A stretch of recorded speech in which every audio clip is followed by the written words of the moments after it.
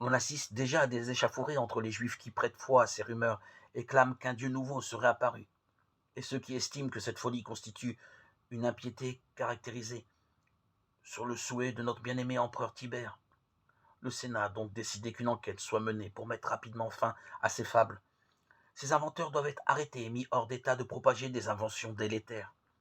C'est la mission confiée par le présent mandat à notre procurateur Ponce Pilate. Notre bien-aimé empereur Tibère. Pilate haussa les épaules. Tibère était réfugié à Capri depuis bientôt 7 ans. Dans sa cour de fillette et de jouvenceaux qui lui broutaient la tige. Il ne mettait quasiment plus les pieds à Rome depuis 2 ans, c'est-à-dire depuis qu'il avait découvert la conspiration de ces gens qui avaient failli lui coûter le trône et la vie. Il avait fait mettre à mort ces gens et tous ces acolytes du prétoire, semant la terreur parmi les sénateurs qui avaient plus ou moins fait confiance à ces gens. Pilate fit la moue. On était en droit de douter que l'empereur s'intéressât à des histoires de juifs. C'était probablement l'un des sycophantes qui s'était attaché à cette rumeur de résurrection de Yeshua pour un motif personnel, et ils avaient chargé le Sénat de la tirer au clair. Pilate s'adossa à son siège et tendit les jambes devant lui. Il connaissait bien sûr cette histoire de résurrection. Le tombeau où l'on avait enterré le dénommé Yeshua avait été retrouvé ouvert et vide. Ce même Yeshua qui avait dû se résigner à condamner à la crucifixion parce que les gens du Sanhédrin avaient menacé de déclencher des émeutes.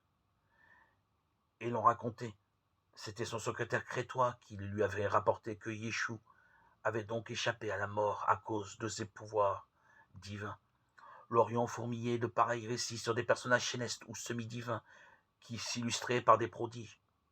Il en avait lui-même rencontré un, Simon dit le magicien qui sévissait toujours en Samarie.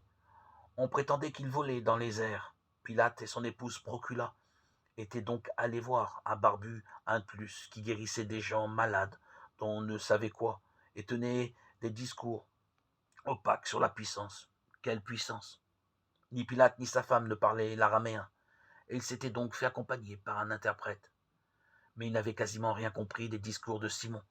Peut-être l'interprète était-il incapable, et peut-être aussi ce Simon tenait-il des propos volontairement ténébreux. La plèbe accorde d'autant plus de crédit aux charlatans qu'elle ne saisit pas ce qu'ils débitent, supposant que les personnages admis dans les sphères surnaturelles parlent un autre langage. Il y en avait un autre, Apollonius de Tyane, qui voyageait beaucoup en Méditerranée, en Grèce, en Italie qu'en Espagne, semant les prodiges lui aussi. Il avait ainsi ressuscité une femme de l'aristocratie romaine. Si main prétendue témoin le lui assurait, Cratyle l'avait vu. Il est beau, maître beau comme Apollon, dont il porte quasiment le nom. Sa barbe est blonde comme l'or, ses yeux bleus comme le saphir. Il dégage une sérénité divine. Rien qu'à le voir, on se porte mieux. Bon, les mouches étaient mortes, il fallait s'occuper de la mission confiée par le Sénat. Dans un cas pareil, le plus avisé était de convoquer les témoins. C'était d'eux que la rumeur était partie. Mais quels témoins? Pilate ne connaissait personne de ces gens-là. Il ne connaissait que le principal personnage, Yeshua. Un homme intelligent, celui-là. On lui prêtait bien des prodiges, mais Procula se refusait énergiquement à le considérer comme un charlatan. Écoute, Pilate, il existe quand même des gens qui accomplissent des prodiges. Le chef de la Légion tenait ce Yeshua pour un zélote, c'est-à-dire un ennemi de Rome. Mais lorsqu'il l'avait interrogé, Pilate n'avait décelé en Yeshua aucune agressivité à son égard, rien de cette arrogance haineuse des autres zélotes qu'il avait interrogés avant de les faire crucifier. Celui-là n'aurait jamais dû être mis sur le bois. Mais enfin, Pilate avait fait ce qu'il avait pu. Et voilà qu'on prétendait qu'il n'était pas mort. Cette histoire l'emplissait d'appréhension indéfinie. Dès qu'il s'occupait des histoires religieuses des Juifs, tout le monde accusait Pilate d'avoir la main lourde et les Juifs se lançaient dans des récriminations sans fin. Mais enfin, il fallait bien avoir le cœur net sur ces fables de résurrection, sans quoi quelques mauvais esprits là-bas à Rome et peut-être même à Capri l'accuseraient de négligence.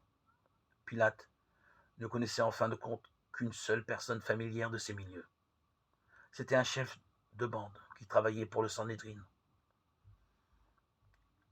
Cratyle, déclara-t-il, fait convoquer Saül.